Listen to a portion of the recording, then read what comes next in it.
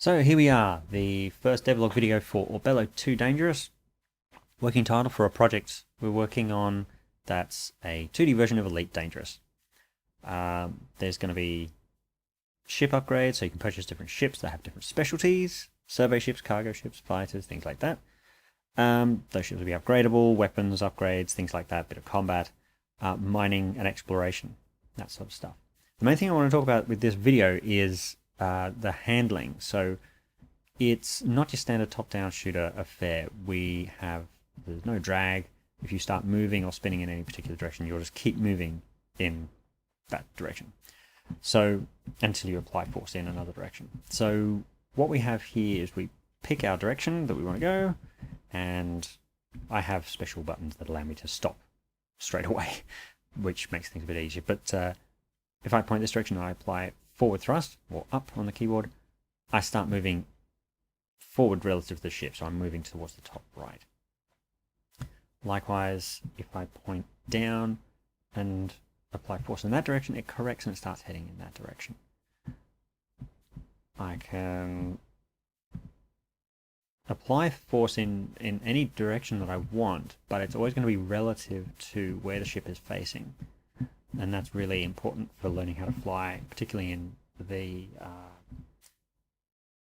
low speed maneuvering. So when you're trying to dock, when you're in combat, it's really important to know that, well, if I'm facing this way, what's going to happen if I apply? What button do I have to press to strafe to the right if I'm trying to outmaneuver someone? And it's, you don't press up the screen, you press the right key. Okay, so that's the handling. It's very tough at first, but once you get it, it becomes really intuitive, and it gives you a lot more control than if we just had standard 2D top-down shooter type controls. The other thing I want to talk about was the scale and the basic layout of the game. So if we jump into the map, before we go any further, that's the compass. Bottom left-hand side, compass there. And we jump into the map, and we zoom out. Woohoo! Okay, so this fetching 70s logo is actually the galaxy map. These flame orange dots, each of them is a star. The stars themselves aren't scale, but the distances between them are. So if we have a look here, this star is 161,000 units away from us. If we zoom out, this star over here is about 3.5 million. So it's a big difference in distance. It's one huge galaxy. You can basically point yourself in one direction and just start flying and never stop. Like, you can fly past this star and just keep flying. And we'll probably go into the challenges of that, having such a large map in another video. But for now, that's the scale.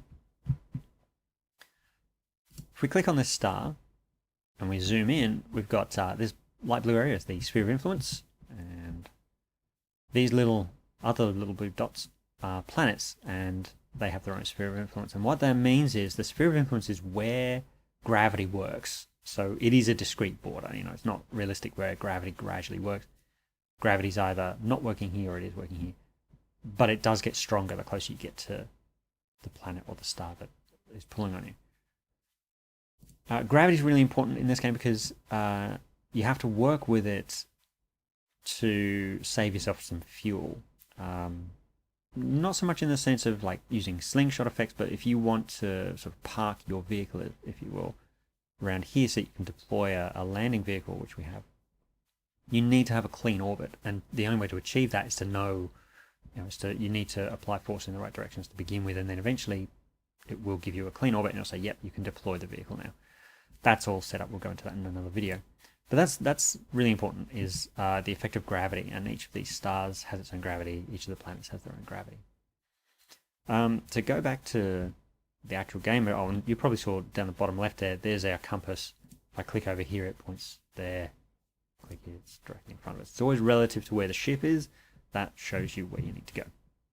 So we'll jump out of the map, and here we go. Just flying around, it's pretty slow, it's pretty sluggish. The stars do a good job of telling us which direction we're going and also conveying depth, but it's still quite slow. This is impulse power, we'll call it. for when you're doing low-speed maneuvering and docking and landing, things like that.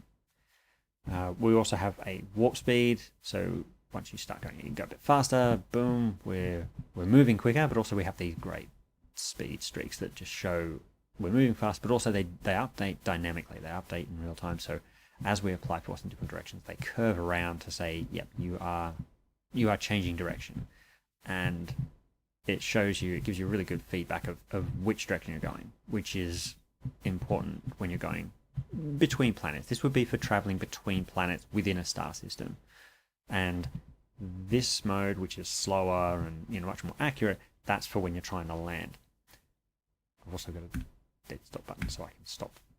Okay, so those are great for when you're traveling within a star system, but for traveling these distances, going between stars, like the distance here, I mean, that would take probably a day or more to get through there. So we will have, for getting between stars, we'll have a hyperspace feature, which we'll call it hyperspace. It's called something else, but we'll call it hyperspace for now because we've ripped off Star Trek. Now we're going to rip off Star Wars. So that will be for getting across big distances between stars, and there'll be limits to it so that you can't just use hyperspace right at the first point of the game and just get to the other side of the map or just get where you want to go.